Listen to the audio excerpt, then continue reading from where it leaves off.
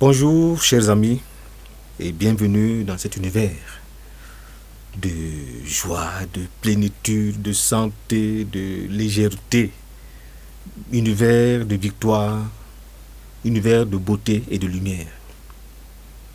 Nous allons aujourd'hui parler de la blessure de l'injustice. Blessure de l'injustice.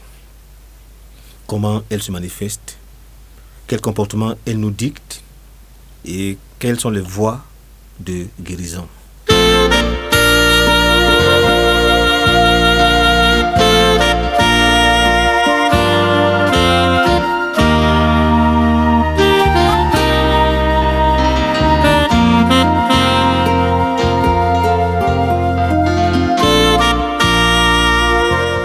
Je m'appelle Pat Mabé, votre ami, votre coach, votre compagnon, auteur, conférencier et formateur. J'aide les gens comme vous et moi à booster leur confiance en soi, à se découvrir, identifier leurs points d'impact et de force pour impacter la société, la vie et réaliser leurs rêves. La blessure de l'injustice. Pour parler d'injustice, il faut qu'il y ait de la justice quelque part. Il y a injustice lorsque les droits n'ont pas été respectés. Si un droit a été bafoué, il y a injustice. Vous connaissez sûrement certaines scènes de la Bible. Dès la Genèse, l'histoire de Caïn et Abel. Je dis Caïn parce que chez nous, en Afrique, on ne dit pas Caïn comme les Français. Nous disons Caïn. Et c'est plus beau pour moi. Caïn et Abel. Caïn est l'aîné. Abel est le cadet. Les deux doivent donner une offrande à Dieu. Mais il y a un signe que Dieu montre pour leur dire quel cadeau, quelle offrande il a agréé.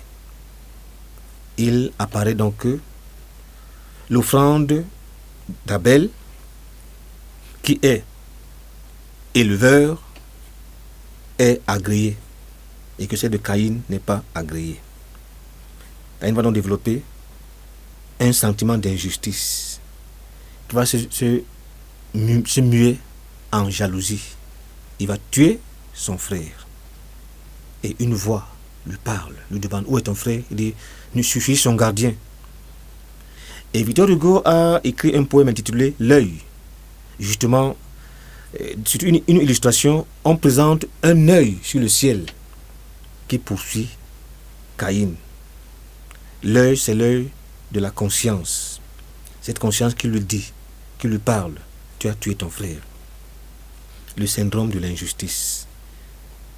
Et l'injustice et ce sentiment-là créent la jalousie et le désir de se venger pour rétablir la justice, l'équité.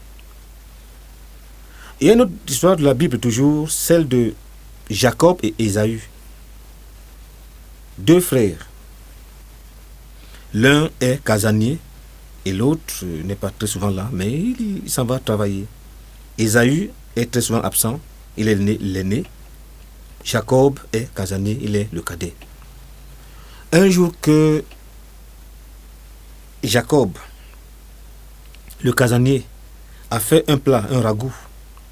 Son frère Ésaü revient des champs, il est affamé. Il lui demande à manger, il lui dit non, c'est possible, à condition que tu me vendes ton doigt d'aînesse. Ésaü va donc manger et céder son doigt d'aînesse à son frère cadet Jacob. Dès ce jour, quelque chose va changer dans leur vie. Je vous fais grâce du reste. Mais au moment où le père, Isaac, voit la mort s'approcher, qu'il doit bénir son fils, il demande justement à bénir son fils, notamment Ésaü. Mais Ésaü n'est pas là. La mère va faire des manigances avec son fils et son fils sera béni à la place d'Ésaü. Quand Ésaü rentre, il découvre que son père a déjà béni Jacob et qu'il n'y a plus rien à faire.